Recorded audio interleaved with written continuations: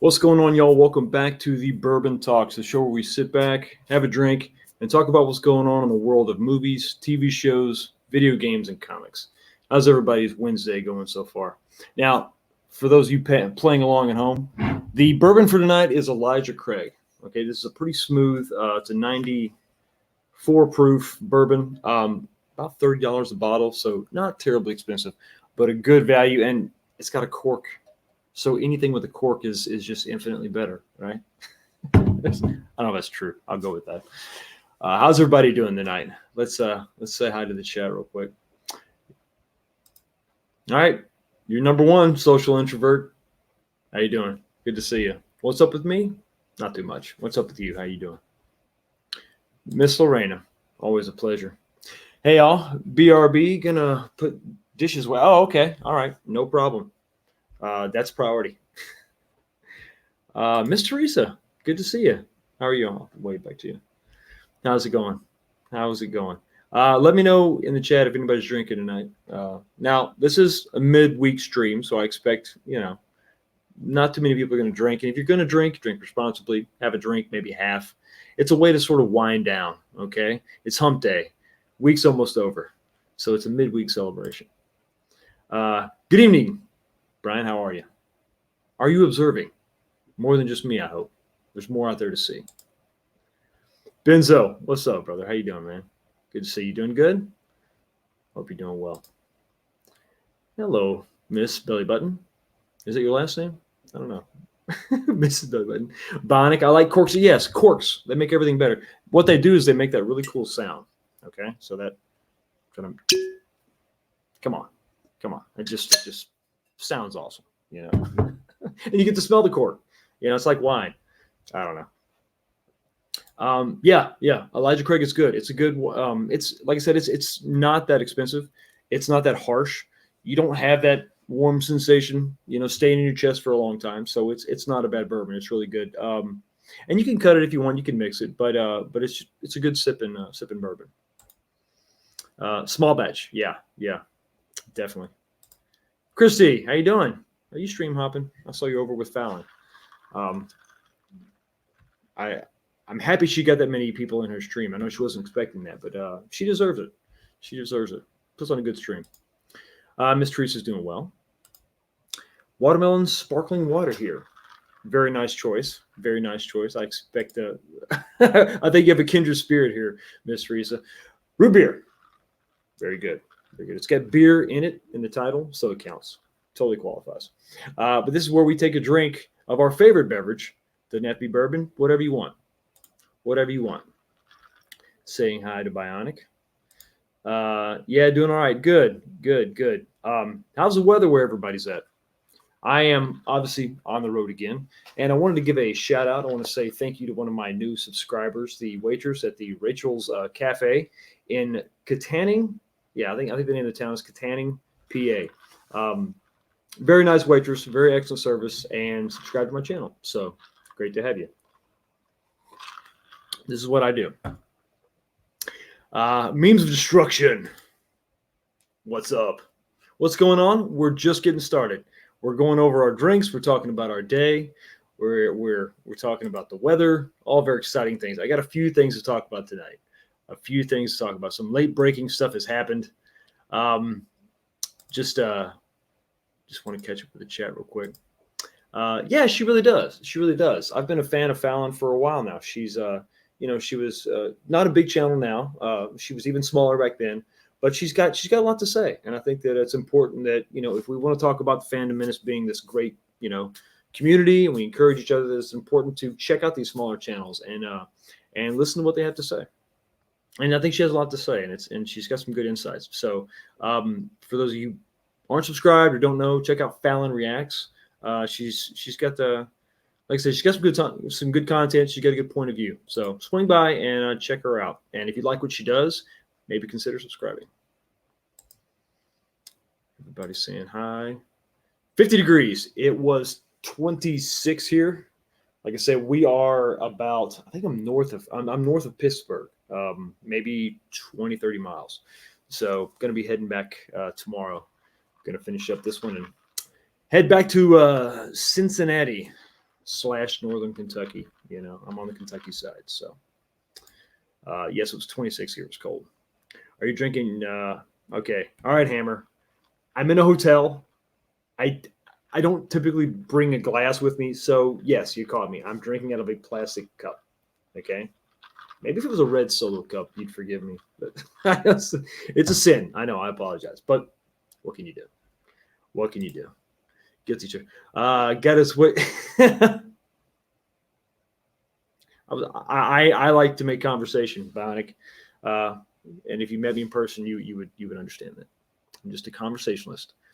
And yes, maybe there was some flirting. Just a smidge. Just a smidge. Fatal, what's going on, brother? What's going on? We got to do another Saturday night stream. I'm going to reach out to you, brother, and see if we can't pull that off.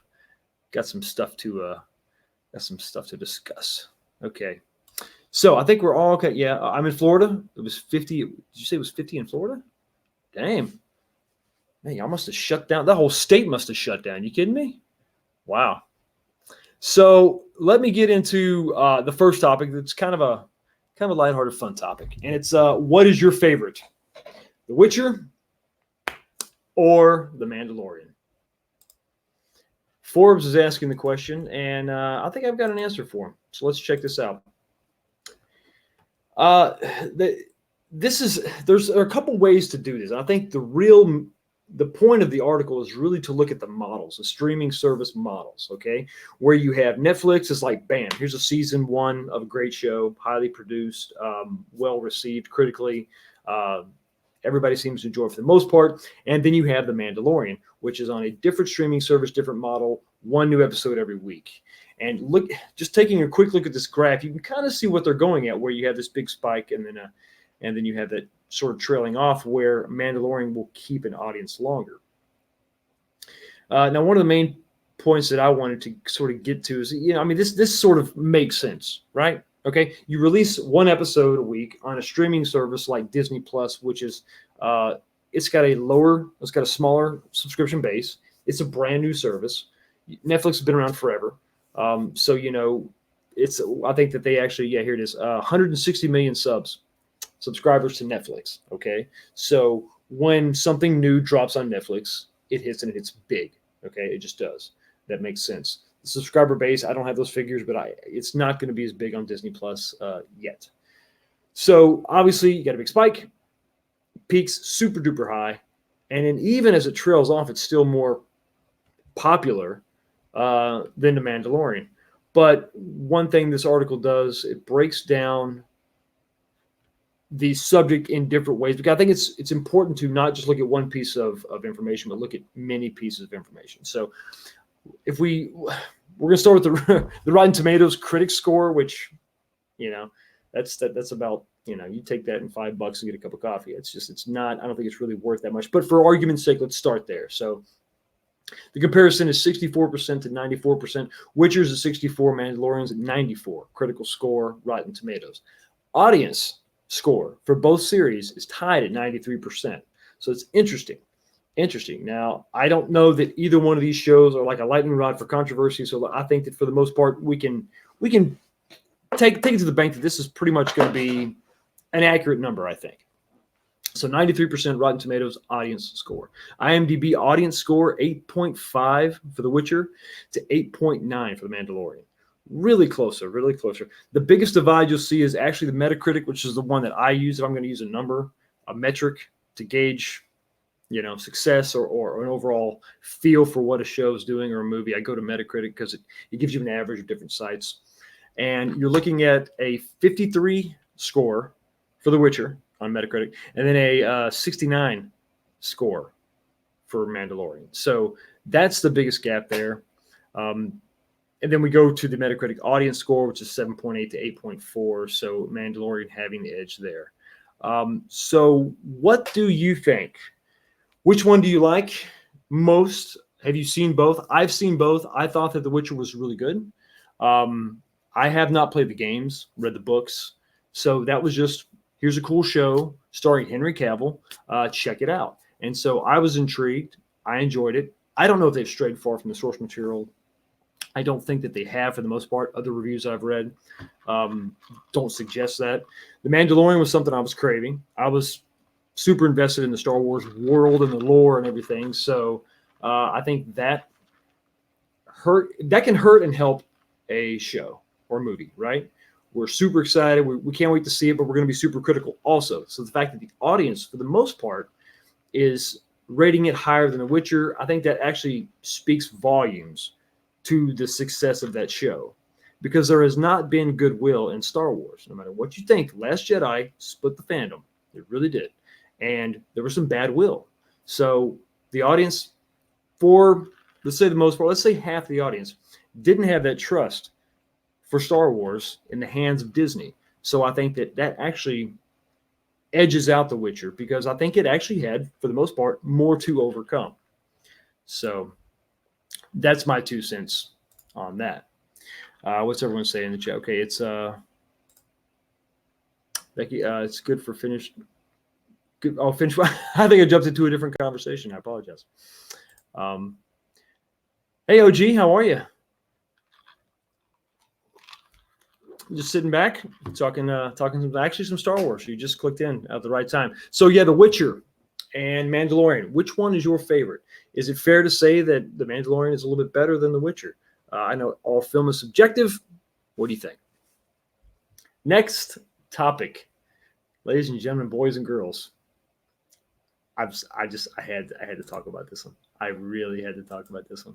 I don't know.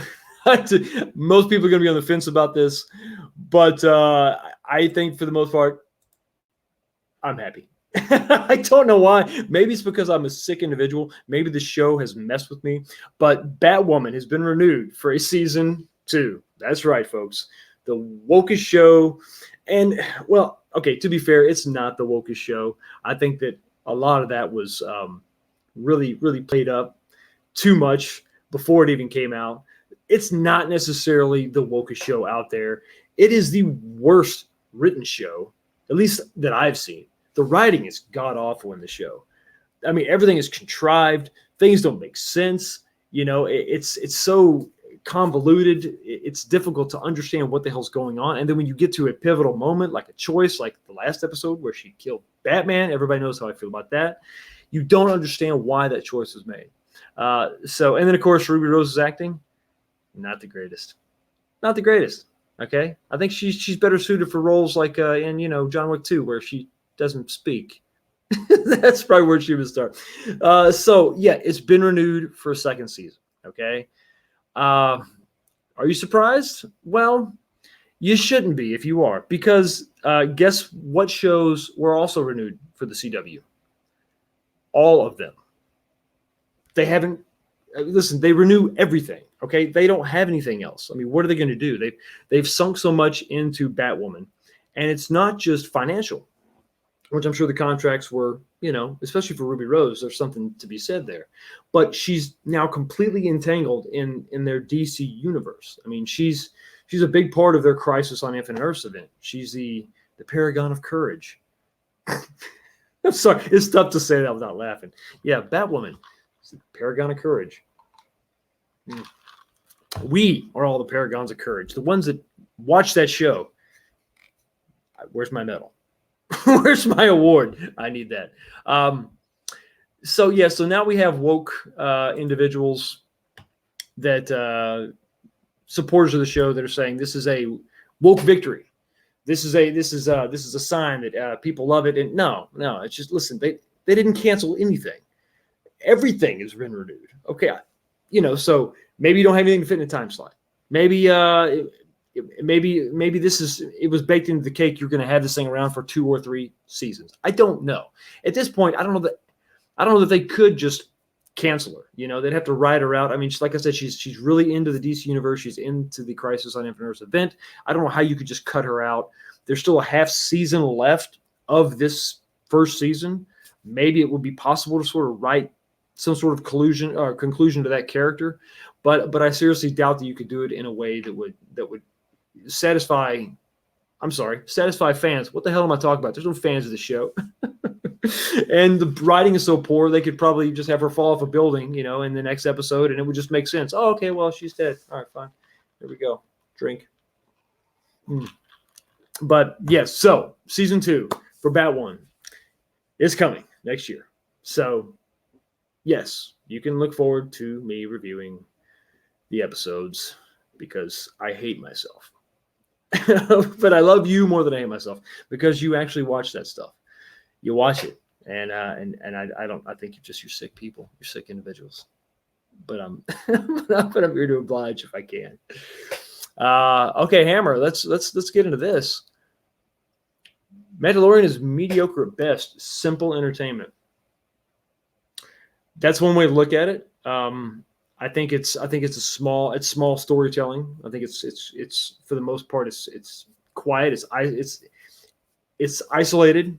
It's a self-contained deal where you just have these characters smaller in scope. We're focused on their story. We haven't really got into anything else going on other than the existence of the Empire, which is no big shock. We really haven't, other than being introduced to some people higher up, in command and what remains of the Empire. We haven't really gotten in too much into that. It's really been, for the most part, small storytelling, which I think is really what we needed in Star Wars. I think it's not bombastic by any stretch of the imagination. It's not just assaulting your senses and eyes with constant, crazy special effects. It's, I watched Red Letter Media's review of it, and they liked how the fact that, okay, the Razor Crest is ugly. Things are grounded. If you can call it grounded in a show about, spaceships and aliens and the Force, but things are a little more grounded, a little more slow, a little more reminiscent of the original trilogy, in my opinion. It's not perfect. I gave it overall rating, taking my average of all the ratings of every episode, I gave it a 7. So I think it's a good show. It's a good series. And you ask me, any given day, it fluctuates between a 7 and an 8. I don't think it's quite great yet, but it's really good. It's really solid. I like it. I enjoy it. I keep coming back for more because I think it's worth it. But to say it's mediocre, I don't think that's a huge stretch. I don't agree. But if I'm sitting at a 7, mediocre would be a 5, right? So I guess I'm not that far off, is the point that I'm trying to make.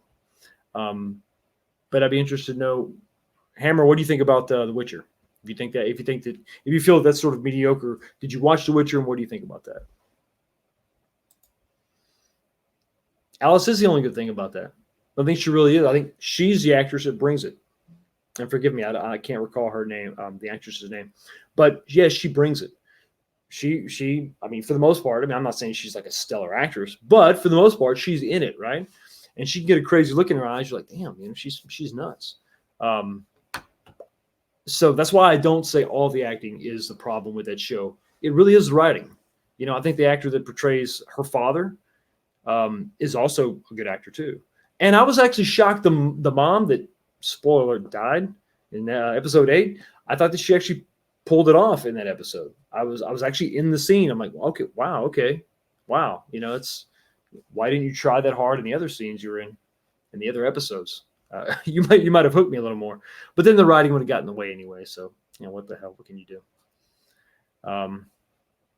What's this? YouTube seems to have unsubbed. I was going to ask you about that because I've actually had a few people tell me, "Hey, Fox has just subbed to your channel," and then my sub count doesn't go up, and then I lose them. But then I watch my sub count on oh crap, I can't remember the name of the app. There's an app that I use to watch that, and it fluctuates like crazy. And then I go back and check it, and the minuses aren't there anymore, just pluses. So it's weird. So, but yeah, everybody out there, make sure you're subbed. I'd appreciate it. I feel bad for Anna, who actually watches the show to do reviews. Yeah. So do I. Okay, so feel bad for me too. So I actually didn't know. You talking about Anna, that Star Wars girl? She does reviews of that show too. I didn't know that. A little recast never hurt nobody. Yeah, it wouldn't be bad if you're talking about that woman. Do a little recasting. Maybe there's an alternate universe, right? And we get a different actress playing Batwoman. Let's see. I'm glad Batman is coming. Batwoman is coming back. Your videos, you guys. Thank you. They're hilarious. Well, listen. If you're not laughing, you're crying, and I want to cry sometimes. Yeah. I suffer so you don't have to. Exactly. It's unwatchable. Damn near. You're right, Mark. It's damn near unwatchable. It is. So let's talk about something else. This is interesting, and I want to get y'all's take on this. I enjoyed Rebels. I did. I enjoyed it. Mainly because it sort of piggybacked on the Clone Wars. You take they didn't start that way, but it turned into that, right? Where we got to see Ahsoka, we got to see Rex, we got to see Darth Maul. It's coming back. Latest rumor is that Star Wars Rebels is coming back. There's a sequel. So this may not be Rebels Season 5. It may just be called something different, picking up where Rebels left off, whatever. But you go into the article. One thing I thought was funny is I'm reading this article talking about, and I don't know that anyone is really shocked that Rebels is going to come back in some way, or a sequel show to Rebels is going to come back. But the way this article and the way they describe Resistance. You remember Resistance? Did anybody watch that? I hope you didn't. I tried. That was just, I don't even know who you made that for. That was really bad. The animation was not good. Voice acting was not good. Story was poor, to say the least. They talk about Star Wars Resistance, or they describe it as it wrapped up its 2-season run, as if it was always designed to have 2 seasons. Yeah, we just wanted to do a 2-season thing. Come on. Well, who the hell are you? I mean, come on. Who are you kidding? Nobody. It's ridiculous. No, you did not. That was not the intent. The intent was not to have a 2-season run. Everything that Disney has tried to do with their new characters has failed, crashed and burned. Okay, all right. So it floundered. It failed. You had to just put it out of its misery. You're going to spin it like it was intentional. Okay, fine. Whatever. We're putting that to bed. We're talking about the new Rebels series. This is curious to me in a lot of different ways because for those of you who didn't watch this, the show, it takes place between episodes 3 and 4. Okay, so this is the beginning of the rebellion, and then we have the New Hope. The series actually ends after the Return of the Jedi. It's sort of a montage where we don't really see the Ghost and the crew and everything because actually Ezra and Thrawn disappeared at the second to last episode. It was a convoluted story, but basically they hyperspace jump into the unknown, right? And they're gone. So we're left with Sabine and Ahsoka and a few others. The rest of the crew. Kanan obviously not there because he died before that. But so now we have what would happen in my mind is that we would pick up after the events of the Return of the Jedi. I see a pattern here. I see a lot of playing in that same that sandbox, right? Now we're in the episode. Now we're between 6 and 7. We've got the Mandalorian between 6 and 7. We're going to have this new series, if rumors are true. We're going to have this new series between 6 and 7. Now, when you're between 3 and 4, I'm not that concerned with 3 and 4. Okay, we had Rebels between 3 and 4. Kenobi is going to take place between 3 and 4. Rogue One took place between 3 and 4. Actually, moments before Episode 4. I'm not too concerned with that because that's bookended. Okay, we know where that goes. Well, between 6 and 7, that's also bookended, but it's one of the bookends is tragedy, and we know where that goes. What I'm concerned with now is that the Thrawn trilogy, which is I don't know a lot about the EU. I'm not going to sit here and pretend to be an EU expert, but I am familiar with the Thrawn trilogy, and I enjoy it. But it tells a story of Luke and Thrawn and another Dark Jedi. What I'm concerned with is that we're not going to end up with the Luke that we want, the Luke that was established in the EU, the Grand Master. We're going to end up with a Luke that we get in Episode 8. So now I'm concerned with what are they going to do with the Luke that we knew and love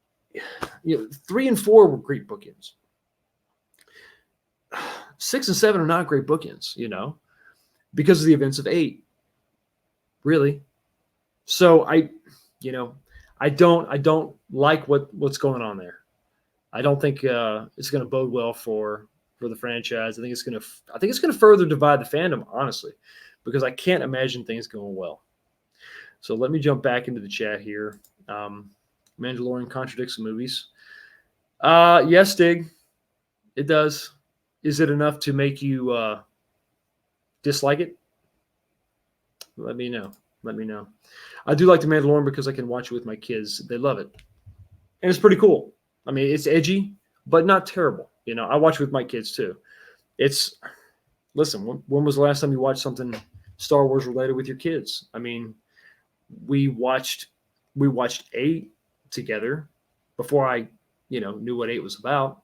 I did take them to see The Rise of Skywalker to sort of finish it off, but it wasn't like something we were looking forward to, and they know how I feel. So I didn't enjoy it like I would have The Mandalorian, which is something that's, how many times do we sit down with our kids or just anybody, and watch something weekly, let alone something Star Wars related.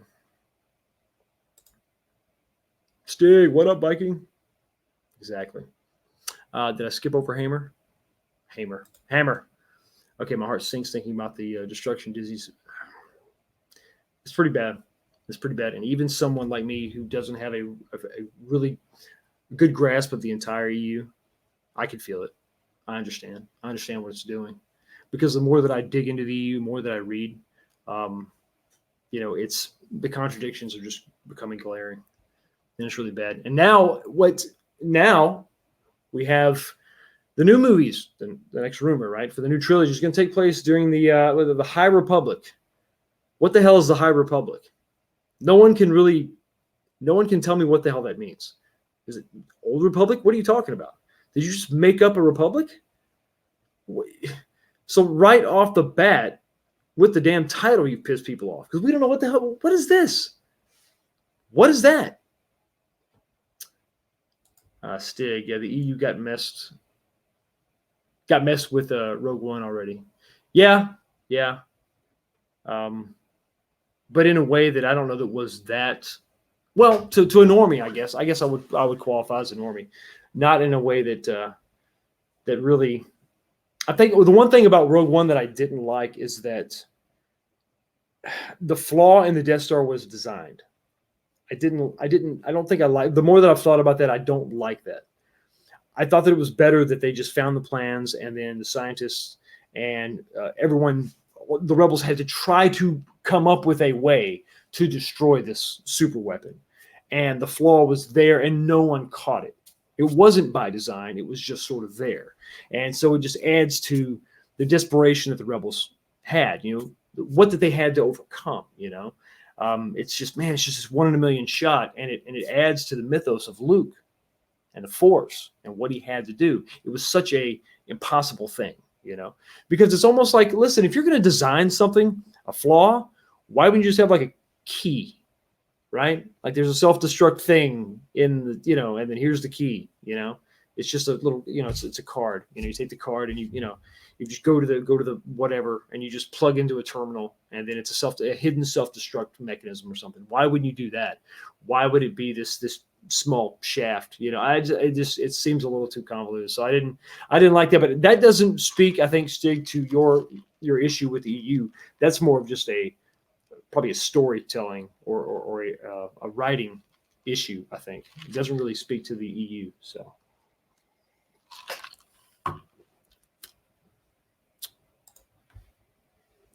I mean, hell, they've already retconned the Ben to Kylo transition. They don't.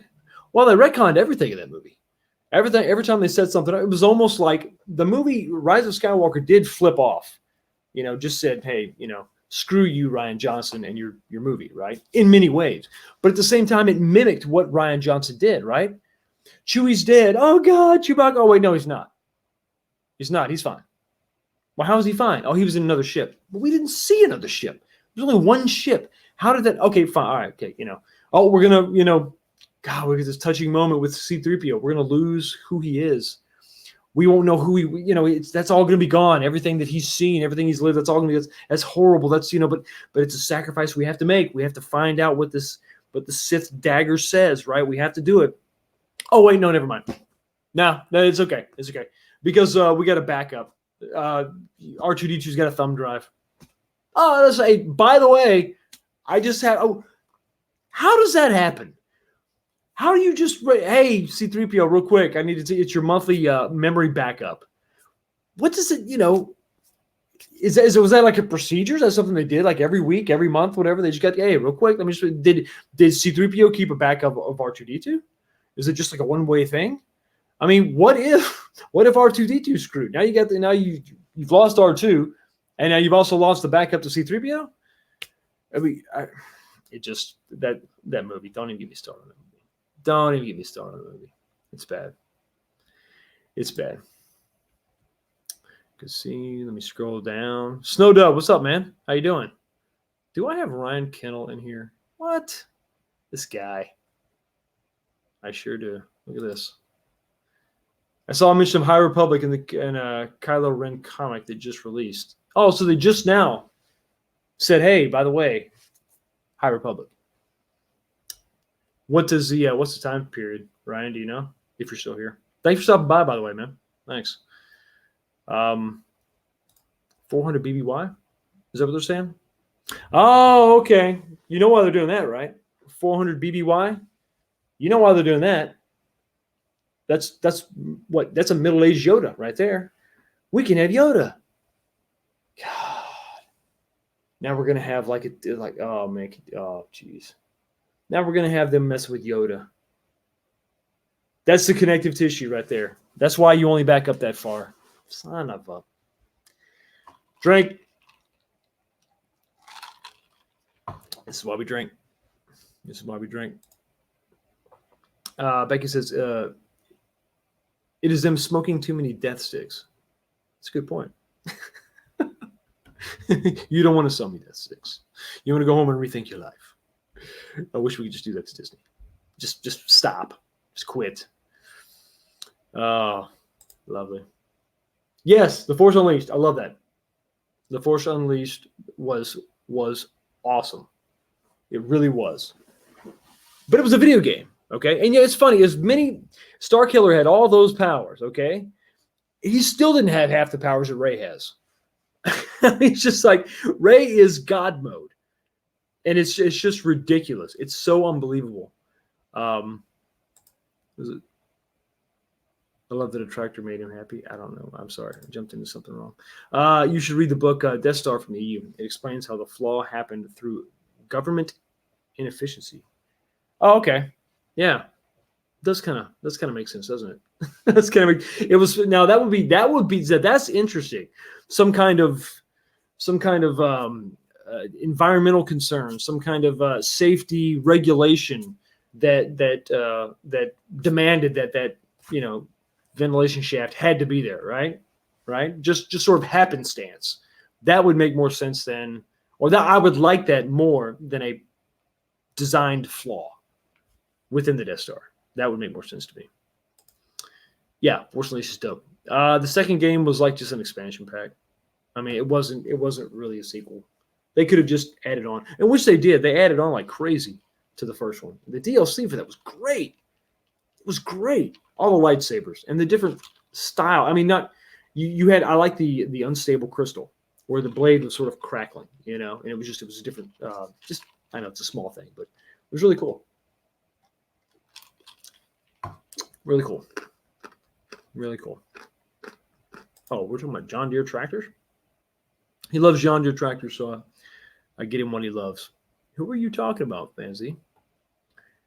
You got somebody a new tractor? I'll have to come back to that. So I'm getting lost on my own stream. Y'all are talking about tractors. Yeah, 3,400 years. Echo Base is in here. This chat is jumping like crazy. Man, thanks everybody for stopping by. Hail, Echo, how you doing? Is that Nick or Coach? Good to see you. Snowed up. Thanks for modding, man. I appreciate you. I appreciate you. Tommy as well, man. Good to see you. I appreciate y'all. Yeah, so 300 to 400 years. That's what's going to happen. And the first mention of the High Republic was in a Kylo Ren comic that just came out. Man, come on. Last second freaking thing here. I can't stand that. I can't think of a single movie I've ever seen that exhibits more.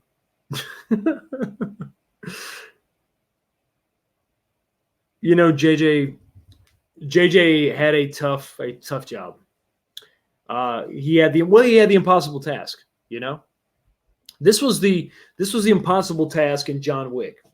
All right, John Wick had the impossible, and they never really told us what the impossible task was, but he did that to get out of the life, you know, out of the Assassin's Guild, whatever it is. He had the impossible task, and I don't know that anyone could have really pulled it off in a satisfying way, to be perfectly honest with you. But that's still no excuse for how bad that movie was. It's really not, you know. I think you could have done it better, but it still wouldn't have been proper. It wouldn't have been proper. Not in the slightest. Everyone is here. Yeah, I'm feeling love tonight. Everyone is here. Thank you so much for stopping by, everybody. If you haven't already, please hit the like button. It really helps out. Consider subscribing. I would appreciate it. I'm not going to say anything else. That's it. I got the little ticker on the bottom to say all that. Okay, so now that we have talked about that, I've got some disturbing news. And it's not disturbing in the Force, but it is disturbing in the cinematic Force, I guess. Remakes, reboots that existed for a while, they've been going around for a while. I think that a lot of us are sort of accustomed to them at this point, but that's the first place I've seen it, but I'm not an expert on it. Well, why would you want to be an expert on Disney canon? My God, drink. Oh, wait. Sam Witwer is playing Doomsday, a vampire on human beings, and was once. Yeah, well, he was all. Yeah, he was. I'm sure you've probably already said this in the chat. He was Starkiller. He was Starkiller. He did the mocap for it and the voice acting for Starkiller. I don't think he's attacked the fans either, so I think he's a good guy. So this is something I've got to bring to your attention.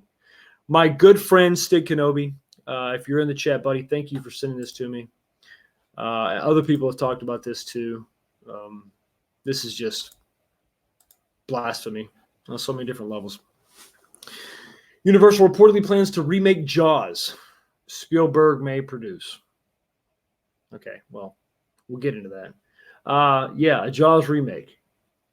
So let's read a little bit of this article. I'm not going to get into too much. I'm not going to read every word, but let's just sort of get into the bulk of it, and then we'll talk about it. Okay, so presumably this will be a broad adaptation of Peter Benchley's 1974 novel of the same name, taking us back to the summer resort town of Amity Island and its smorgasbord of shark bait tourists.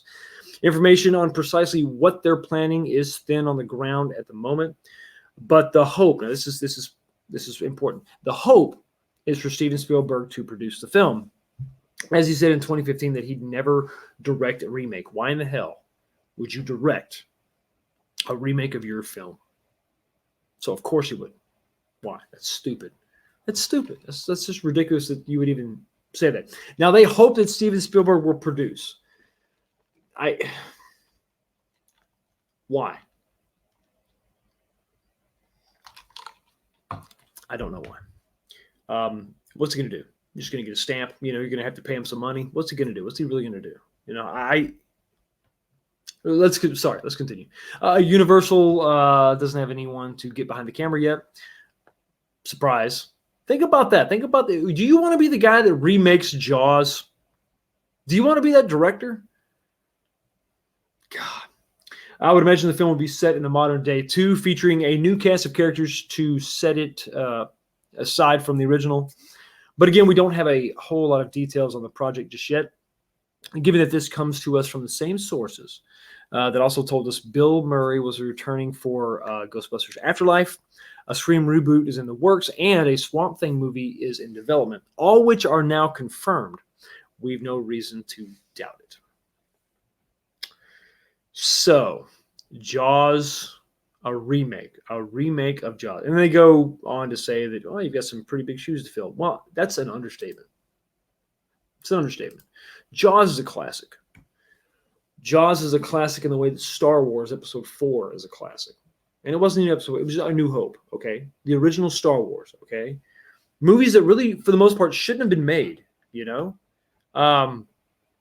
Didn't have a chance to succeed on paper.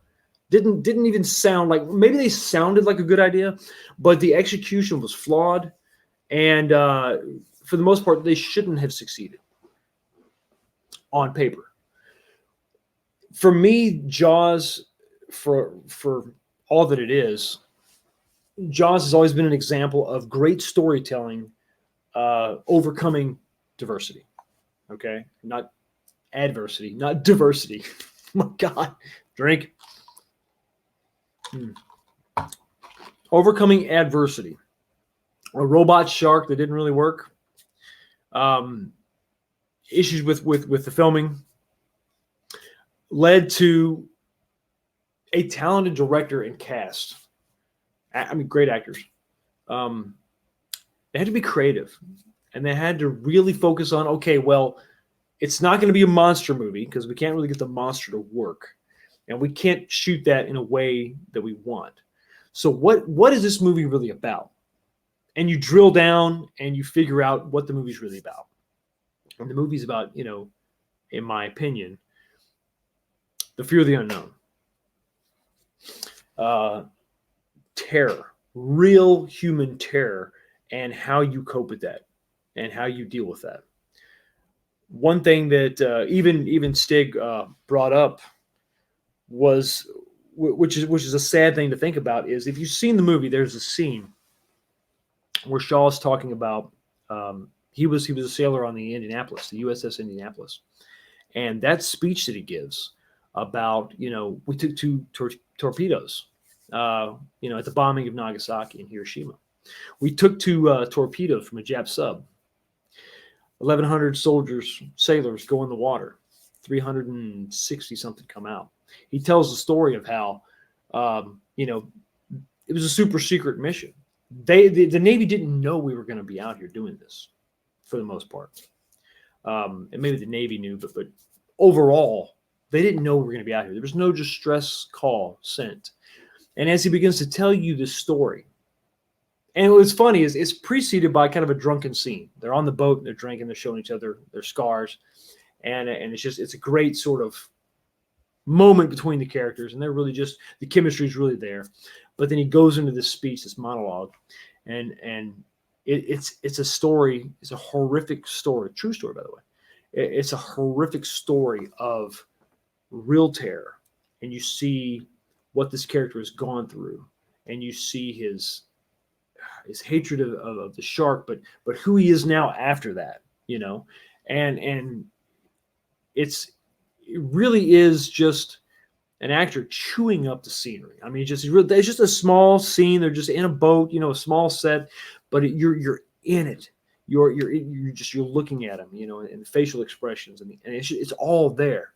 So that's what the movie had to be about. Great acting, story, digging down, this isn't working over here. We don't have the budget. We don't have, we don't have this or that, what the hell are we going to do? Well, what's the movie really about? And let's connect with the audience that way.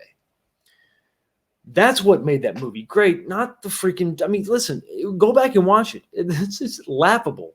The shark is laughable when we see the shark, towards the end where he's eating the boat, it's really bad.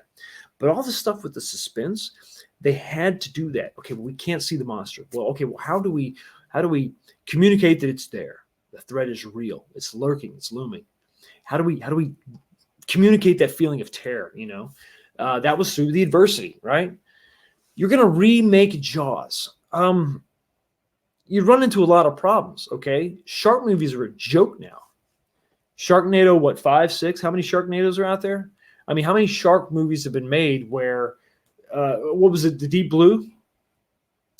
Into the Blue? Can't remember the name of it. The one that Samuel L. Jackson has eaten. You know, it was made as a joke. I mean, the sharks are just so freaking crazy and monstrous, and it's like it really is. It's not what it was before. So you're going to have to overcome that hurdle right off the bat. We got to make a serious shark movie. It's not going to be crazy. It's going to have to be serious. You know, I think they just had the Meg was the last one that came out with Jason Statham. And it's freaking, I mean, it's huge, size of like a blue whale. It's ridiculous, right? It's insane, you know? But that's what they've had to do as far as those shark movies. They've had to ramp it up that way, okay? So you've got to overcome that. There's a stigma with shark movies now. Overcome that. Then you got to find out what's the movie going to be. I mean, not necessarily what it's going to be about, but how are we going to do this? I mean, what's to say, listen, why are we making, well, first of all, my question would be, why are you remaking Jaws anyway? Why? That story's been told in that way. And then there's been 3 sequels to that movie that were horrible for the most part. I mean, bad. I mean, the only one that was decent was 2. After that, it was just horrible. It's really bad. I don't know why you would take this on at all, other than they're out of ideas. Name recognition, brand recognition.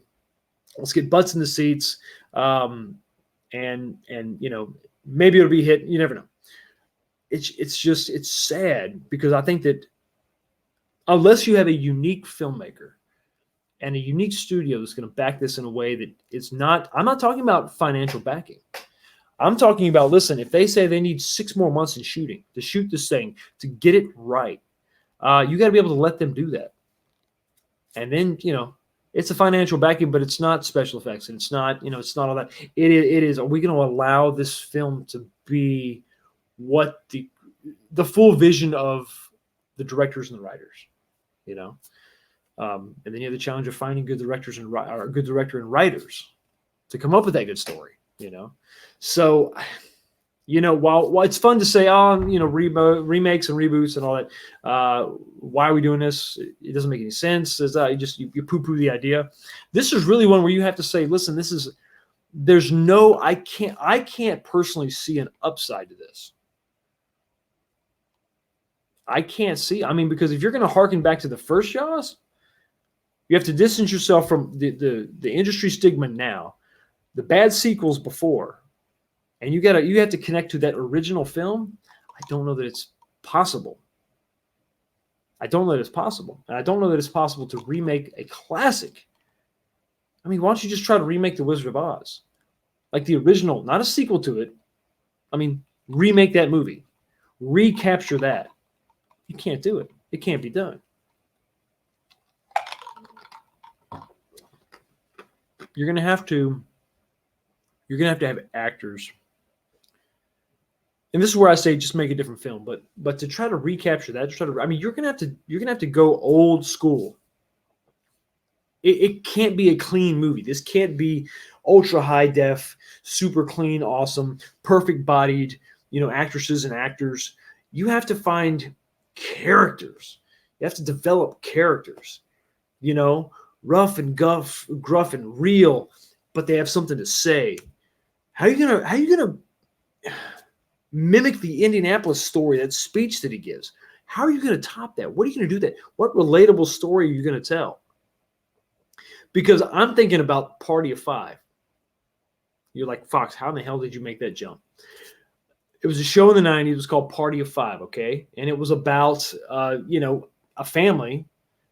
These kids, their mom and dad are killed in a car accident, okay? The oldest son is in his early 20s.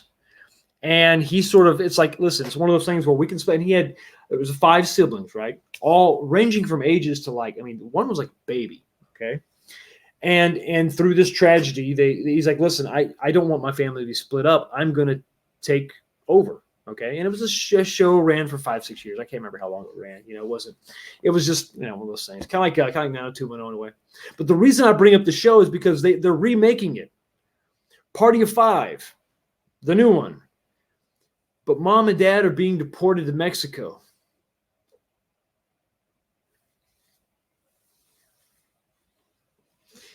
What are you doing? What are you doing? Okay, listen. All right. You want to change it up. Okay. You want to make it contemporary. Fine. But you're making it political. And I'm sorry, but now we're going to look at these parents. Some people are going to look at these parents and say, well, why are you being deported? Why did you sneak into the country? Now there's all these things. You've completely destroyed the tragedy, the real tragedy. I mean, it's tragic that these parents are being deported and the kids are staying in the country, which I don't know how that works. But I think you've missed the point. I mean, it was an ultimate tragedy. Their parents died. There was no other option, you know?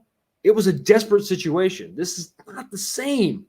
And the politics is there, and you can feel it. You're just like, what are you, come on, what are we doing? You know? That's what I think of when I think of a Jaws remake. I think of we got to put a political spin on it. We got to make it relevant. We got to make it edgy. I mean, not that I'm saying you got to set it back in the 70s again, but damn. I mean, you know that's going to happen. You know it will. So, I mean, what do you think? What do you think? Am I way off base? You think I should just enjoy my remakes? I should just go watch your season 2 of Batwoman and go watch your Jaws, the remake, Fox, and just be happy, okay? And go watch your freaking Rebels 2 and, watch how they just neuter Luke and he's a moron and just hammer, drink. I'm almost out, which means the conversation is almost over. Let's see what everybody's talking about real quick. We got some Stanley Kubrick talk here. He was genius.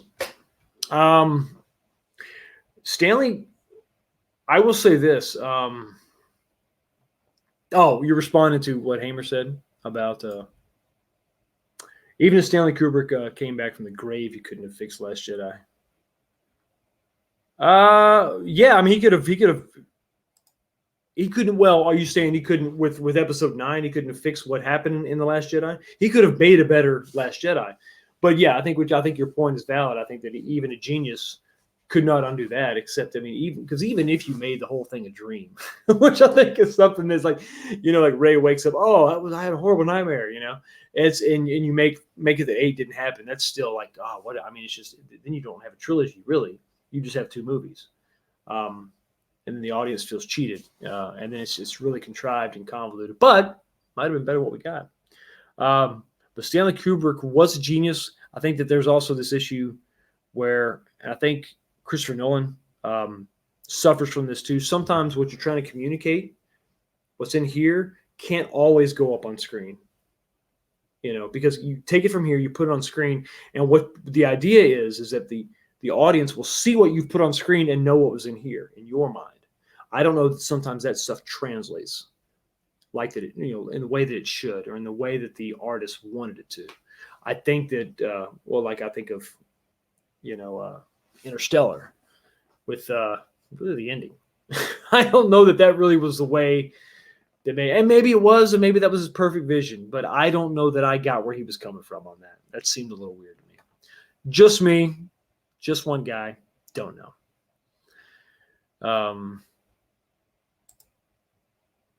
Talking about the Sam Witwer. Yeah, I think he was. He voiced Maul. He did. Talented voice actor. Remake. Yes, ma'am. I'm not lying. I would not lie to you. Cracked Skull, are you in here? There he is. Hey, brother. Good to see you, man. Thanks for stopping by. Please don't. This is almost like that joke, right, Fancy? I mean, think about this, dude. This is like the joke. Oh, next they're going to remake Jaws. Like you would say that like there's no way the hell that would happen. And now we have it. I mean, I was talking about this the other day with somebody. There is so much out there. There's so many entertainment options, okay, where no human being could really process it all. You have, obviously, movies. However many studios are out there. So much content being made in the movies, right? Movie theater. Then look at everything at home. Everybody has a streaming service now, okay? You've got all the networks. You've got all the cable channels. Then you get the streaming services. Now you have the networks taking their old IPs and they're making their own streaming services. So now you have NBC proper. Now you can have The name of their streaming service, NBC streaming service, Peacock. Let the memes flow. But now you're going to NBC proper and NBC streaming service where you're going to watch their old stuff. And I'm sure they're going to have new content on that as well. Nobody can keep up with all this. So my point is that eventually with so much out there and so many people being employed to generate content, they're going to bastardize everything. They're going to remake everything. And when I say everything, Back to the Future. Blasphemy, yes. It should never happen, yes. If they're going to do Jaws, I mean, honestly, why wouldn't they? What movie is chock full of nostalgia and a huge fan base, that hasn't been touched yet? Back to the Future. Will they come up with some contrived way to make a 4?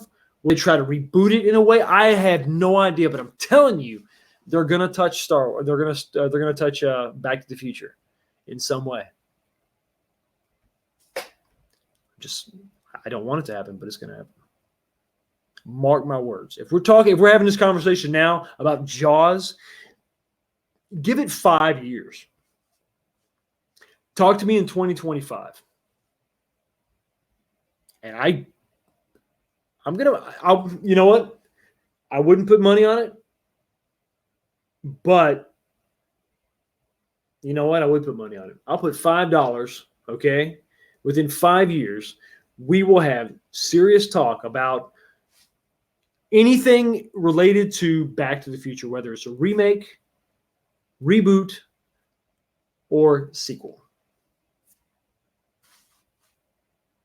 5 years. $5, 5 years. And if I'm wrong, I guess I'll have to pay everybody in the chat. Damn it, there's 20 people here. Son of a bitch. Might have to delete this stream. Drink. That's gone. Okay. Sorry, let me go back to this Soul Assassin. Jaws, perfect already. No need to remake. Yeah. It's a time capsule. It's a time capsule movie.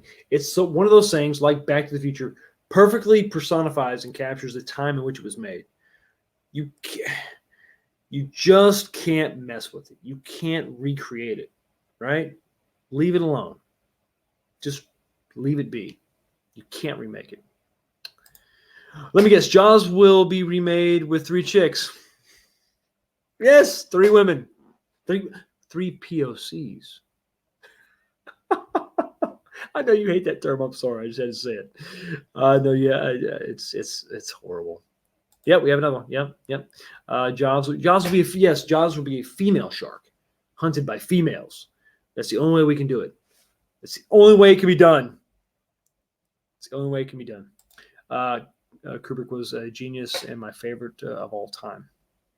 Yes, a very good. It's hard to debate that. As far as favorite directors of all time, hard to debate that. I love the shark in the movies.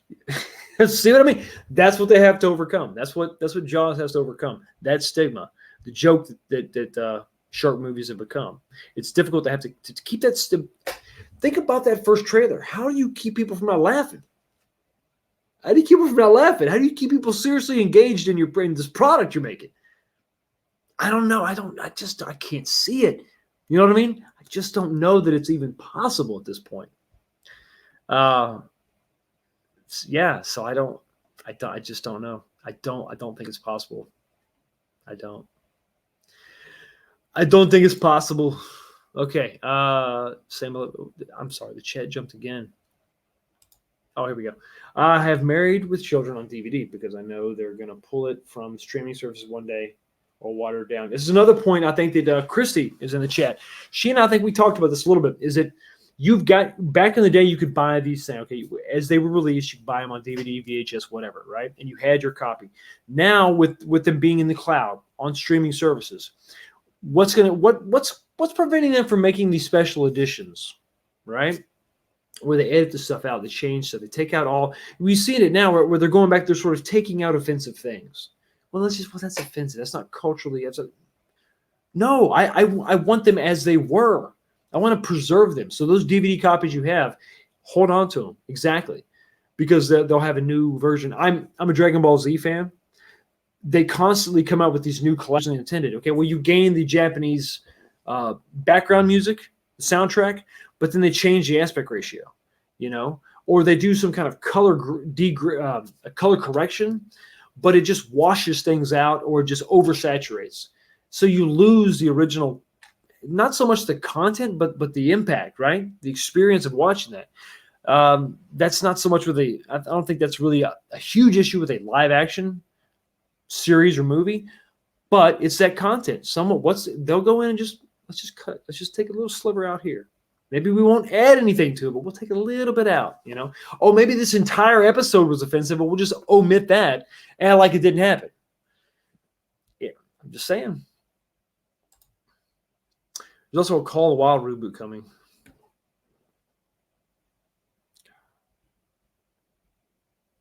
Why not? Why not?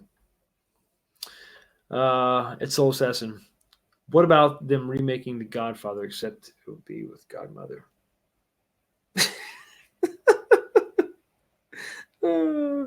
What would her think? What would the Godmother say? I made him a cake he couldn't refuse.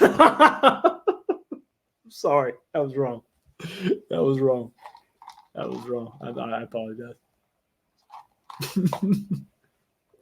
I made him a sandwich he couldn't refuse. Oh God, yeah. Let's take The Godfather and remake that. Why don't we? Of course, I don't know. I think Scorsese's redone that like 5 or 6 times.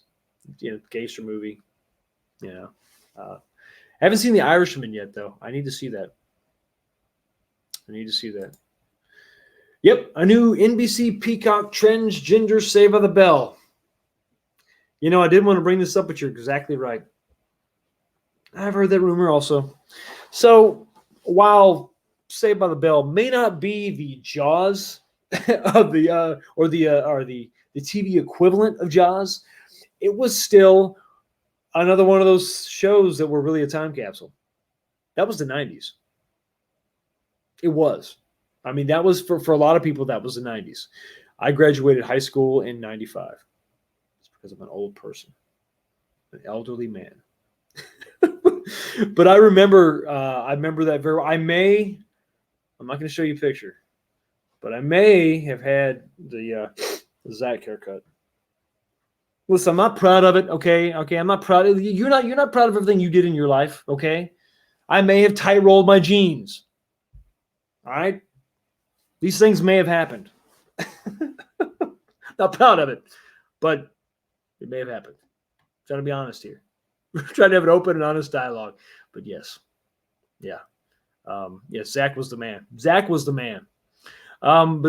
a man. See what I did there? If you're a man, you're a man. If you're born a man, if you're born male, you're male. If you're born female, you are female. Now, your proclivities, your orientation, that's up for debate, right? Whatever. But let's not get nuts.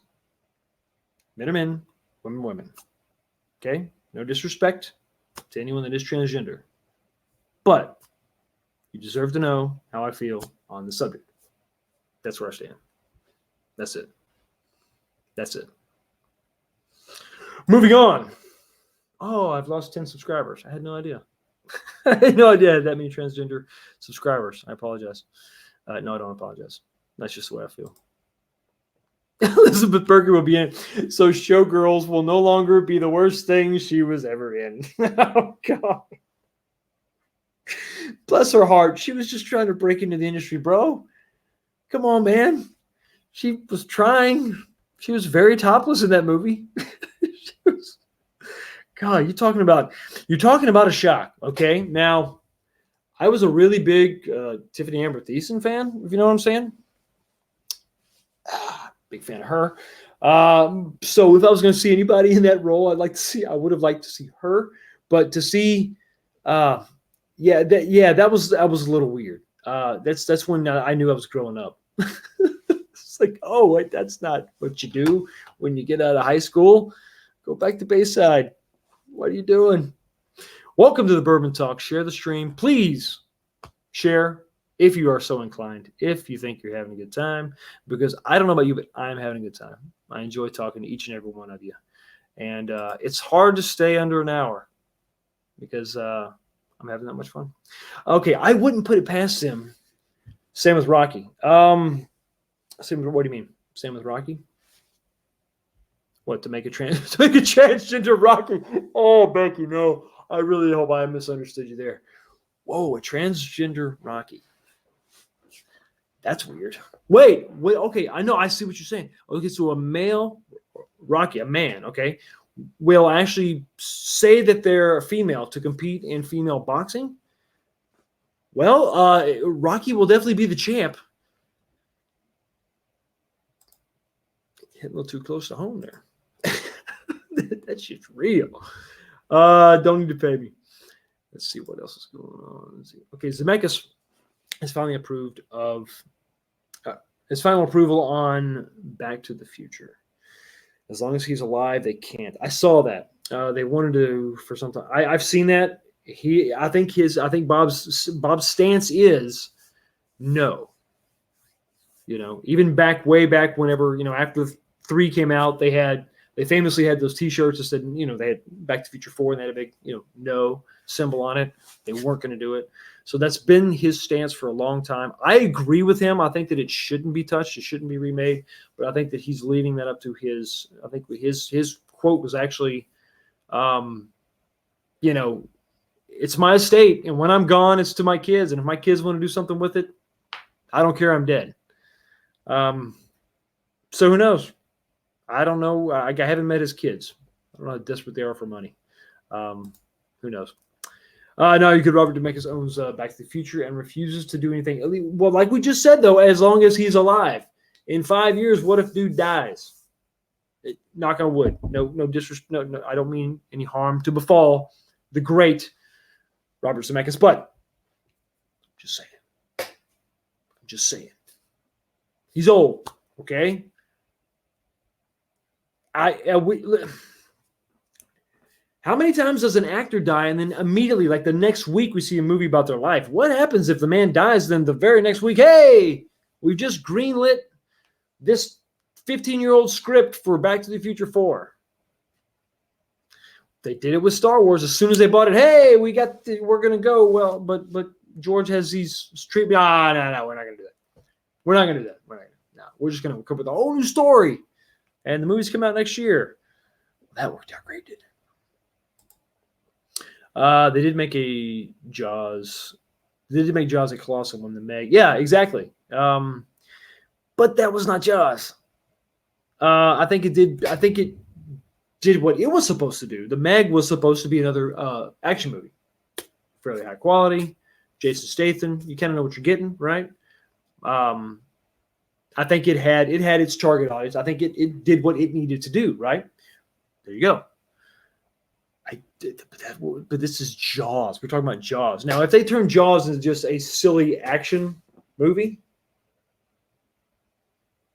why? I mean, what did you do? Why did you do it? Just make the Meg Part 2. But I can't imagine they're going to do that. I can't imagine they're going to do that. Oh, I've got some. Do I have some Kelly fans in here? Have I hit a nerve? I think I have. Kelly, oh Kelly. Yeah, I think we all had a thing for Kelly, didn't we? We did. Demajina, what's up? Yeah, Tiffany Amber Thiessen, right? And did you see her later on when she went over to 90210 and she was all grown up? You know what I'm saying. You know what I'm saying. She is freaking hot. You see her now? She looks good. Yeah. See what I'm saying? But this is what I mean, right? This is what we think about. We think about our childhood. You know, if you're trying to entice fans, okay, into watching this, or entice fans to have their kids watch this, they're thinking about wholesome high school freaking stuff, right? You know, that's what we think about. And you're going to kick it off with a transgender. That's not. I mean, that's not. It's not comparable. It's not the same. Just make something different. Make your own thing. Haven't seen that movie in a while. I'm not sure which one you're talking about, buddy. Elizabeth Berkley wasn't all that bad. Yeah, the movie it was just it was bad. It was bad. She was acting her ass off. Bless her heart. She was doing the best she could. She was really trying. It was bad. Fountain of yeah. Can we give that man? Let's drink some bourbon. Some stay alive. Stay alive. Don't you go dying on me. Eric Green. Oh, is Eric in here? How did I miss? Did I skip over him, Christy? There he is. Man, Eric, apologize for that, buddy. But if you have nuts, you can still be a girl in current year. Yes. Yes. And therein lies the hypocrisy. Believe in the science of climate change, but men are really women if they just say they are. Figure that out. And when you figure that out, you let me know. Because I don't have that figured out yet. Don't understand. Let's keep on going here. What else we got? Keg 44, you all right, bro? You okay? It looked because it looks like you're vomiting. You got the puke emoji. Was it the transgender talk? Do you need some water? Here, drink some water. It's okay. Don't just don't think about it. Don't think about it. Because it is disturbing. How would they get John Williams to do the music or just reuse it? That's a great question because it was. I mean, what is Jaws without the theme of Jaws, right? This sort of off the cuff thing that John Williams put together. I was actually watching in preparation for the show. I was watching an old interview with Steven Spielberg. And he was talking about when he met with John Williams, and they sat down and John was like, "Hey, this is going to be your, here's your score." It's like, and he just takes his fingers and just goes low notes on the piano, just sort of just sort of does that, dun dun dun dun, and then and he said I thought he was joking because John's got a good sense of humor. I thought he was giving me a hard time, like pulling my leg or something. What are we talking about? And like, no, that's it. And then he talked about it was simple, but then as you sped it up, you slow it down, you deepen the tone, you elevate the tone. It created with those simple notes played with variation, brought out more emotion or inspired a different emotion, where you have sort of, think about it. A low note played slowly is sort of like, you feel like something is uneasy, but as that tempo begins to build, it's almost like your heart's racing. The threat is imminent. The threat is closer. It gets elevated. It gets louder. It's like, and then it becomes from you feeling uneasy to absolute panic with just a few notes. Brilliant. That's the brilliance of John Williams. It is. And how do you do that? Do you mimic it? Do you start from scratch? Do you have somebody else come in and do something similar? I just don't know how you do it. I don't see the upside of a Jaws remake at all. I mean, you're going to repurpose the music, because they're going to ask themselves the same question. What makes Jaws Jaws? Come on. I mean, the score it's synonymous with that. So can you have it without that? Can you have it with its own score? And there's going to be some tough conversations in those rooms where they're going to try to figure that out for themselves. What are we doing here? I hope somebody will ask them that. Or might just be the guy that was in charge of Collider just said, yeah, we're just going to take all these shows that built who we are. Let's just squash that. We're just going to kibosh all that, get rid of it, and we're just going to do, what are they doing now? Celebrity news or whatever, celebrity stuff. Yeah, okay. Well, nobody else is doing that. Are you gonna try to scoop TMZ? What moron. What a moron. Ridiculous. Laugh mass up. Wrong choice of words. Yes, she is. Oh, what can you do, man? What can you do? Let's see. When I was a kid, I would watch Saved by the Bell and Jerry Springer. Yeah. And that's they're time capsules. Now, what Jerry Springer did is timeless, right? You can just make. I mean, that format can exist forever. I mean, because morons don't die; they multiply. They really do. Have no shame either. DJ, what's up, man? Show me the way to go home. I'm tired and I want to go home. I had a little drink an hour ago and it went right to my head. DJ, I'm going to need you to slowly make your way to the bedroom, okay? On your way to the bedroom, hit the bathroom, okay? Take care of that first. Then go. I want you to lay down, take your blanket. Thanks for stopping by. Get some rest, brother, okay? We need you healthy, all right? We need you putting on your bunny costumes because ain't nobody else going to do that. I need a lot of your bourbon to figure that out. Yeah, well, listen, I've got some, but I don't think there's enough here for you and I to figure that out. There may not be enough bourbon in Kentucky to figure that out. What South Park episode? What are you talking about? Which one? Which one, D? That was one of his first movies. The Jaws theme is it's classic. It's iconic. And I don't know. You can't top it. Let's be honest. You cannot top that. You can't top it. You can try to make something comparable. You can try to make, but then at that point, you're just going to end up making your own thing. Let's make our own movie with our own theme and our own everything. And then it's just ours. It's not tied to anything else. So, but, oh yeah, they're gonna do deep fakes over Collider. We're gonna do deep fakes because that's gonna be that's a long-term plan. That's gonna be funny forever. Yeah, that won't get old at all. Deep fakes, where you can just basically talk about movies forever. As long as movies keep coming out, as long as there's stuff on to watch, you can commentate on that forever. But let's get rid of movie talk and just focus on deep fakes and celebrity news. Yeah, he was the mayor of Cincinnati. I live near Cincinnati, and that was some people count that as a source of pride. I saw him in a bookstore one time, and for the most part he's a cool guy. I think he knows what he has. You know what I mean? It's like, okay, this is my show. I step back and let them kill each other, and the ratings go up, and the money just comes in. It just comes in. Hey, Bruce Logan. Frank Rogers was longtime supporter of the channel. Very, very, very good man indeed. And look at the name. Look at the name. Come on. Bruce, Logan, Frank Rogers, all the good guys in one. How can you deny? Swing by and check out his channel. I don't know that he has much content, but what he does, ladies, you're going to enjoy it. Trust me. It's worth checking out.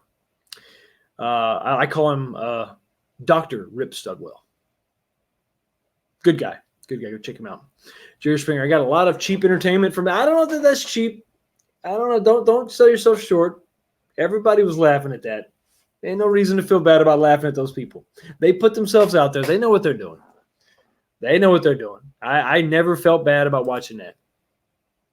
I would get my fill and I would turn the channel. Oh, it's a song from Jaws. Oh, that's right. Yeah. Yeah, my bad. Well, I thought that maybe you had a little too much to drink, and you were communicating that through the song.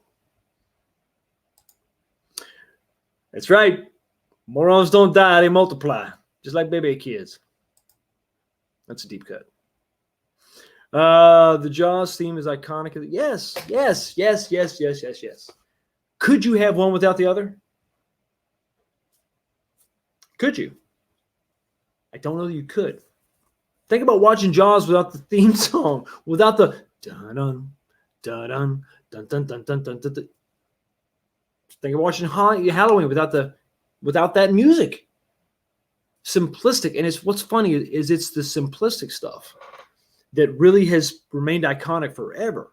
Those simple notes, those simple themes, that have just lasted.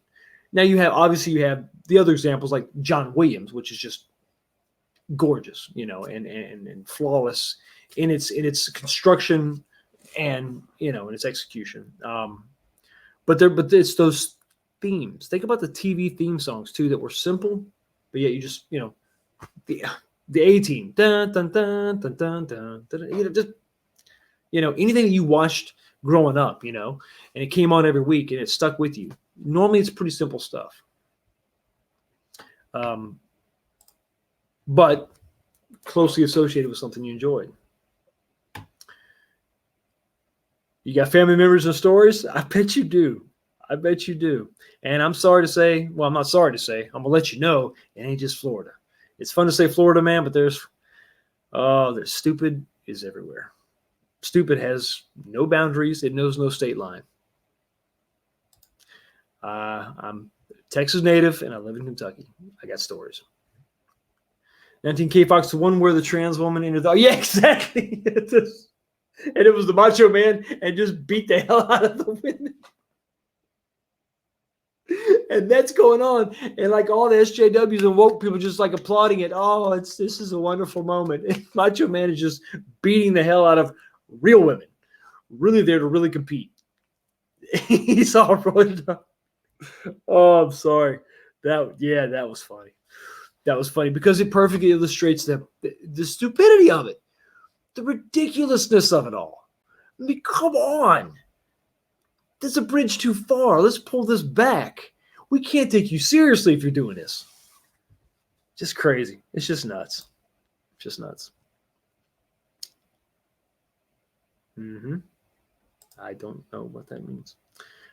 Yeah, it's a cool guy, down to earth. I mean, like I said, I just ran into him briefly. There was other people there. Obviously, it wasn't just he and I, but yeah. See, Lorena? Christy knows.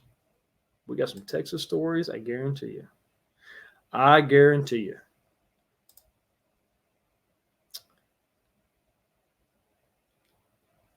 Are you flirting with Bionic? What are you doing?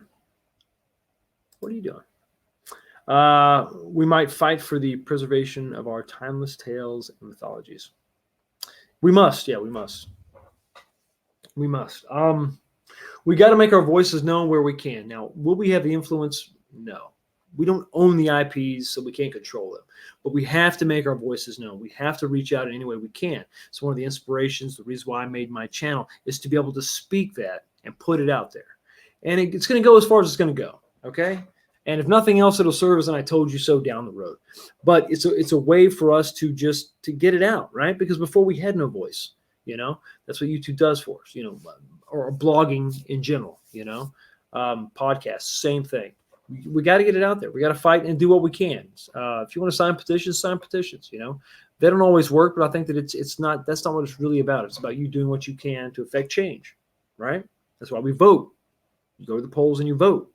Don't give a damn who you like or don't like. Get out there and make the difference where you can. Don't let people tell you that your vote doesn't matter, because it matters. It does matter. Your service, no matter how small, matters. It does.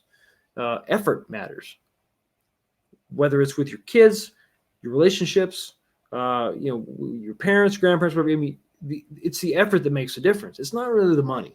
And I don't know why I'm kind of getting on this rant, but it is that effort that makes that difference.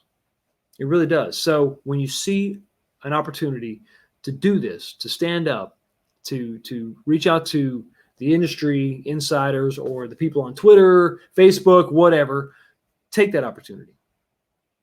Take it. The result doesn't matter. The result doesn't necessarily justify your actions. You go out there and you did what you did. You did the best you could. You voiced your opinion, and they did the opposite anyway. Well, that doesn't devalue what you did, right? It doesn't devalue your effort. It doesn't. It doesn't.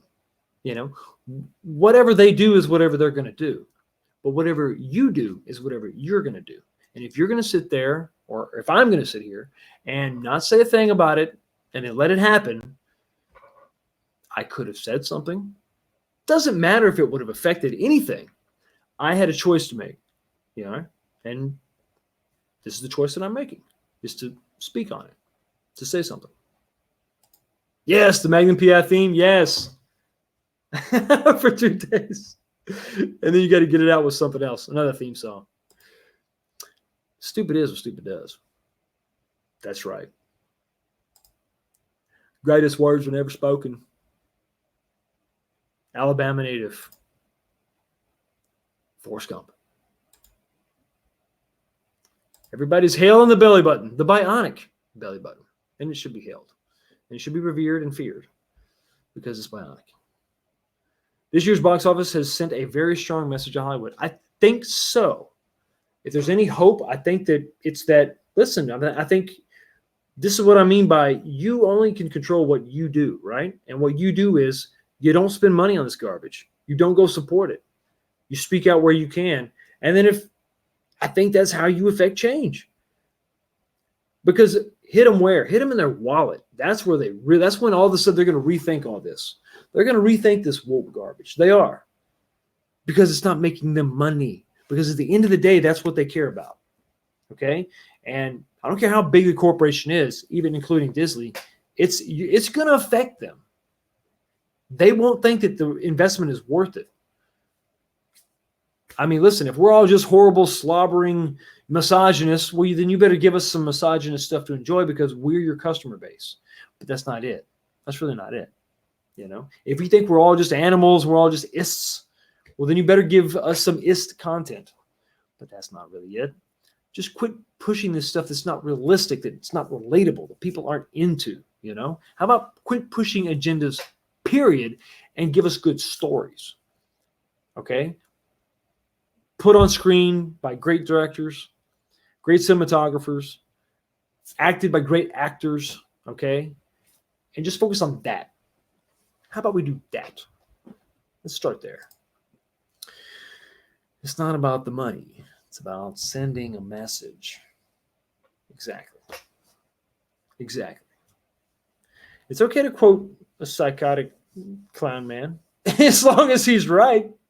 As long as he's right. Hell yeah. The world is darkness, death, and pain, but it is full of small lights. Look for the lights and be the brightest light you can. Exactly. Because your light will shine even though you're surrounded by darkness. The light will shine better in darkness. Yes. Exactly. See you later.